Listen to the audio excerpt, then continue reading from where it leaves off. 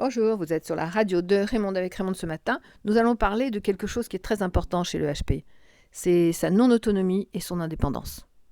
Ça ne fait pas bon ménage, mais vous n'en êtes pas aperçu.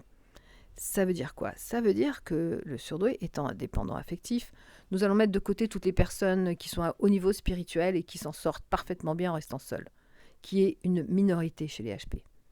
Donc cela, on va les mettre de côté. Ensuite, il y a ceux qui sont en cheminement vers cette route-là. Et ensuite, il y a tout le groupe qui n'est pas du tout en cheminement vers cette méditation, cette spiritualité, mais qui commence à évoluer tout doucement. Alors, on va s'expliquer sur une chose. Vous, les surdoués, vous ne savez rien faire tout seul. Donc, vous venez prendre de l'énergie.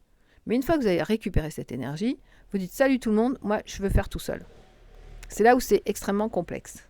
Donc, l'idée, elle est comment et pourquoi c'est comme ça. Alors, si on prend le surdoué qui ne sera jamais adulte, parce que le principe de l'adulte, c'est faire grandir le petit enfant qui est en nous, et le petit enfant chez le surdoué ne grandira jamais.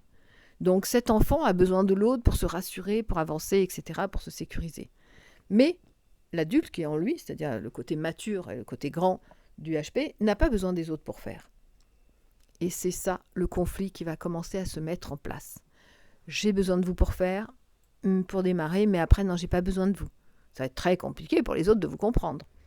Donc, créons un groupe d'énergie pour démarrer ensemble et après, chacun part de son côté. S'il y a quelque chose qui ne colle pas, là, c'est quand même pas logique. C'est ça, le surdoué. C'est qu'il a cette espèce de logique à lui qui n'est pas la logique des autres. Soit on fait avec les autres et on s'associe, soit on fait tout seul. Le surdoué, il démarre avec vous un projet et il part tout seul. Et il va falloir respecter sa façon de fonctionner. Ce qui est évidemment extrêmement difficile de mettre des projets en place avec des surdoués. Comme tout le monde l'a remarqué. Pourquoi ? Par exemple, on peut avoir une idée, c'est que tout le monde fait des vidéos YouTube. Au départ, ils ont besoin des autres pour écouter, pour voir et tout, et après, ils font tout seuls. Mais le problème, c'est qu'au bout d'un moment, ils s'aperçoivent que ça mène nulle part. Ou ça mène dans des choses qui sont à sens unique. Donc, on appelle ça, oui, voie sans issue. Voilà, c'est une voie sans issue. Donc, il va falloir repenser. Et ça se joue sur l'identité du surdoué. Alors, quelle est cette identité qui est tellement complexe du surdoué ? D'abord, il y a l'enfant. L'enfant a besoin d'être sécurisé, c'est le père normalement qui sécurise, et rassuré, c'est la mère qui rassure. Et l'adulte, il a besoin de quoi quand il faut taper, parce que c'est un grand qui sait tout faire tout seul. Et le surdoué, cette partie grand chez le surdoué, est à la fois lui-même paternaliste, donc ne supporte pas l'autorité, et généreux, donc partage et se fait abuser. Toute cette identité très complexe du surdoué, que je travaille dans mon bureau, si vous avez besoin, raymondazan.com, rendez-vous, ça va jouer sur la complexité de son devenir. Parce qu'il va devoir, effectivement, répondre à tous ces compartiments identitaires. C'est ce qui fait la beauté du surdoué, la complexité du surdoué, l'inaccessibilité du surdoué, la non-compréhension par les normaux pensants du surdoué.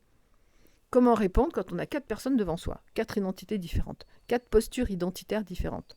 L'enfant, le côté généreux symboliquement mère, le côté paternaliste symboliquement père, et l'enfant qui chouine et qui veut maman, qui a besoin d'être rassuré et sécurisé.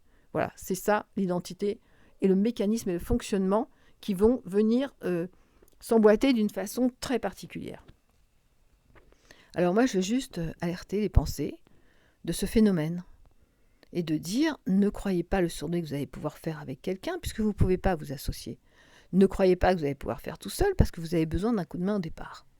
Donc, comment faire ? Et là, les petits malins vont comprendre qu'il y a des choses à mettre en place, que nous sommes en train de mettre en place. Et voilà, d'accord ?